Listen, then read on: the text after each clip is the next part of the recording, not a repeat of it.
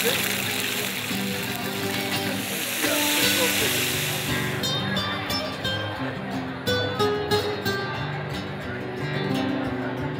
Paella Challenge was created to bring awareness to the new culinary school that is here in San Antonio now. Got a little white spot if anyone wants to try some while you're waiting in line for the paella.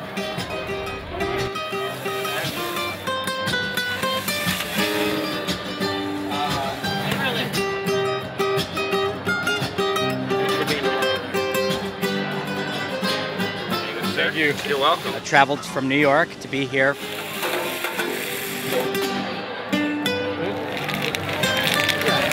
We have 25 chefs cooking paellas here on the lawn here at Pearl. Típico como paella, pero estilo mexicano.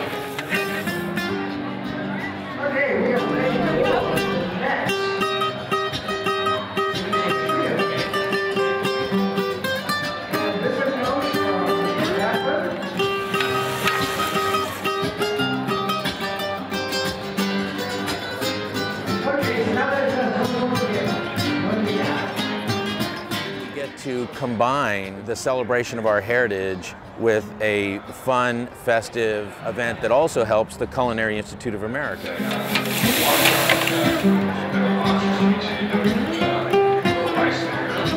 Seems like chefs are really hot right now.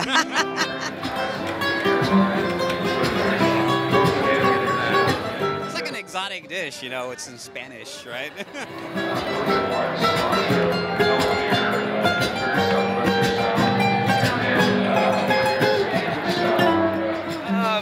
Zelda and Katie serving paella with AP.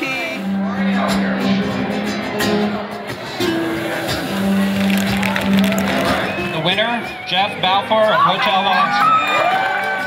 I just want to thank my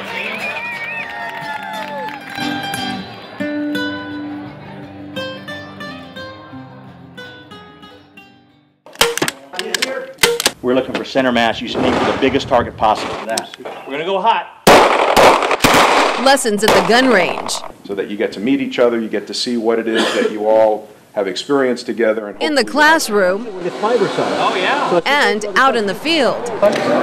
On this day together we learned how to collect evidence from a car. The FBI does a lot more than I ever knew they did, and that they're an incredible support force for the community. The FBI hopes when the 9-week program is completed, this is our standard issue pistol. You see your sights? each of the FBI Citizens alumni, If you choose, you can start out at single fire. will take what they've learned and educate others, as well as help prevent potential threats to our communities and country. The nature of the threat today requires that both law enforcement, intelligence agencies, and the citizenry in this country, we have to work in partnership. Good. Very good. This weekend was eye-opening for me. You just focus on the sights. Shooting at the San Antonio Police Department's gun range, an experience I'll never forget. My classmates also blown away. And this one, he shouldn't walk away from. By what's expected of FBI agents and all of us who will soon be graduates of the FBI Citizens Academy. It's time for the women's conference.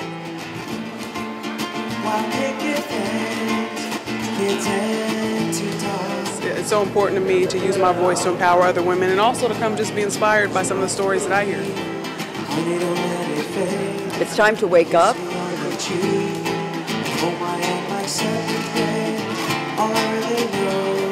It's a movement of very courageous, very brave women.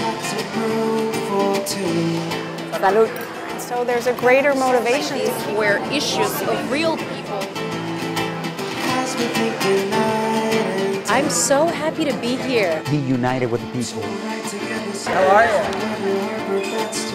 1,000 women, we have an opportunity to reach their lives and impact them.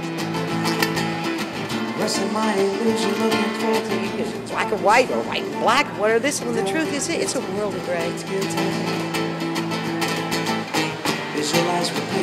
It's being a community. We believe that it's really easy to bring attention and awareness. We're inspired to see how much is actually going on. Yet at the same time, there's still a lot left to be done. Seems you got some room for two. We've got basically 6 varieties. Frank Rue owns Rue Orchards, a pecan orchard near Floresville with some 2,000 pecan trees. The same amount of water is emitted. He says his irrigation system got him through the drought, but the number of triple-digit heat days changed everything.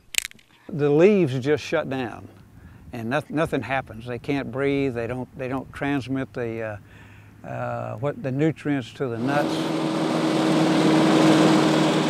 This day, he's wrapping up his harvest. A harvest size he says is nothing to boast about, but he says he'll still have a good number of pecans for stores. He's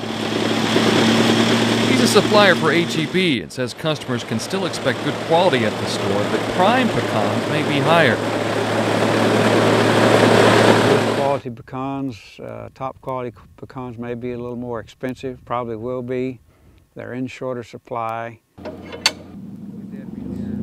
Those top quality pecans that are on the way to stores may go quickly. That's why this woman has come straight to the orchard to buy hers.